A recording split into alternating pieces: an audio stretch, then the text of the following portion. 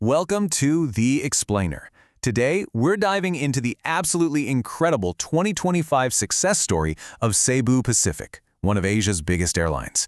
Their latest financial report is packed with huge growth, and we're going to break down exactly how they did it. Okay, let's start with just one single number, 128%. I mean, wow, that is a massive jump, the kind that signals a company is firing on all cylinders. But what does it actually mean? Well, that incredible number, that's the year-over-year growth in Cebu Pacific's net income. It's a pretty staggering figure, and it points to a story of smart strategy and record-breaking performance. So the big question is, how on earth did they pull that off? To really get what's going on, we have to start with the big headline numbers. These are the results that set the stage for this incredible story of growth in 2025. Now, what really jumps out at me here is just how consistent this is. We're seeing healthy, double-digit growth right across the board. Revenues hit a record 119.9 billion pesos, that's up 14%. EBITDA, which is basically a great way to measure how profitable the core airline business is, climbed an impressive 21%. But I mean, the real showstopper here is that net income, the final profit, which just skyrocketed by 128% to 12.3 billion pesos. That's just wild. And this chart really puts that number into perspective.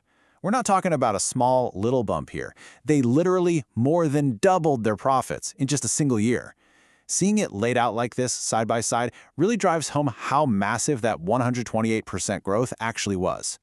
All right, so you don't just stumble into a year like that. It doesn't happen by magic. This was all fueled by really strong growth across the airline's three core moneymakers. So let's break down exactly where all that cash came from. So here's the breakdown, and it really shows you how their business works. No surprise, passenger tickets make up the biggest piece of the pie, right? But take a look at those other two slices. Ancillary services and cargo. Those are serious multi-billion peso businesses all on their own, and they were absolutely crucial to the airline's success. And hey, just so we're all on the same page, what is ancillary revenue?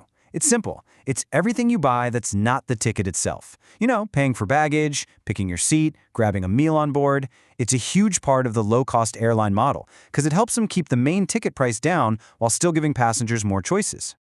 Okay, first up, let's talk about the main engine, passenger tickets. Revenue here grew by a really solid 13%. And the reason for that is pretty straightforward. They just got more people on their planes.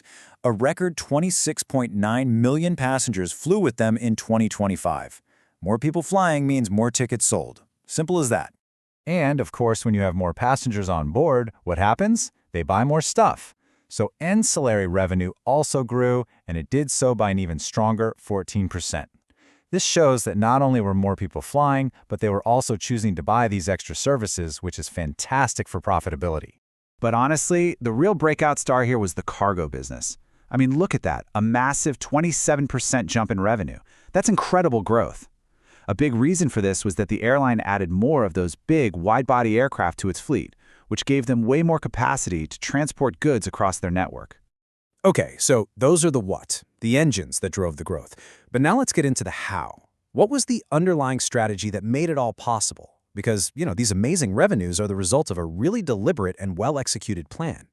And a huge piece of that plan was just plain market dominance. Right on their home turf in the Philippines, Cebu Pacific didn't just hold their ground, they actually extended their lead, growing their domestic market share to over 56%. They are, without a doubt, the clear leader in their own backyard. And they didn't stop there. They took that home field advantage and started pushing outwards, growing their international market share up to 22%. It really shows a smart, balanced strategy, Dominate at home while you methodically expand abroad. The airline's own chief financial officer, Mark Cesar, really hit the nail on the head. He attributes this incredible year directly to the strength of their core operating fundamentals. Basically, this wasn't just a fluke. It was the result of a sound, resilient strategy. So what does that strategy actually look like? Well, it boils down to four key pillars. First, methodically growing their capacity to meet demand. Second, modernizing the fleet with new, super fuel-efficient aircraft. Third, being absolutely relentless about cost efficiency. And finally, making sure the whole operation runs reliably for their customers. And here's why all of this really matters. This successful financial story isn't just about the numbers on a balance sheet. It's about what those numbers enable them to do. building a more sustainable, more accessible, and more resilient airline for the future. And a huge part of that future is sustainability.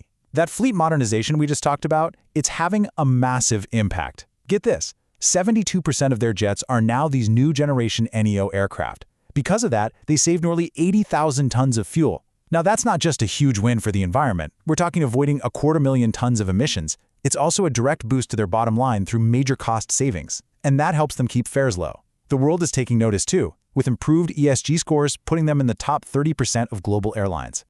The CEO, Michael Sooks, really connects all of this back to their fundamental mission. He sees this success not as an end in itself, but as a way to, in his words, democratize air travel. By operating efficiently and profitably, they can keep offering low fares and expanding their network, making flying an accessible part of everyday life for millions. And that leaves us with a pretty fascinating question.